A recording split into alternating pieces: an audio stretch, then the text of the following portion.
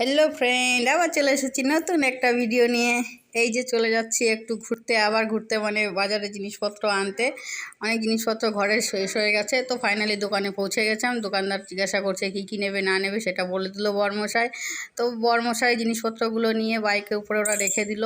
তারপরে গেলাম ছেলের জন্য কিছু একটা খাবার নিতে। কী খাবার নেব দেখতেই আছি, পছন্দই মোটে হচ্ছে না। তারপরে ফাইনালি যা নেব ছেলেটাকে বললাম, সে ছেলেটা আবার সব রেখে দিল। এরপর ফাইনালি ঘরে পৌঁছে গেলাম চালের বস্তা নিয়ে আমার বর বাহুবলী হয়ে গেছে, এত গায়ে শক্তি এসে গেছে।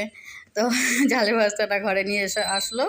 এবার আমি কি এনেছি বলছে, কি এনেছো একবার দেখে নাও, ভুল হয়ে গেল কিনা, আর কিছু আনার যাচ্ছে কিনা।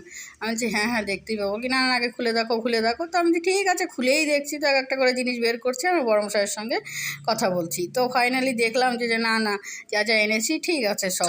তবুও বড়মশাই আমার সঙ্গে তো মস্তি করেই যাচ্ছে, হ্যাঁ আবার তুমি বলবে এটা আনেনি ওটা আনেনি, ভালো করে দেখে নাও, ভালো করে দেখে নাও।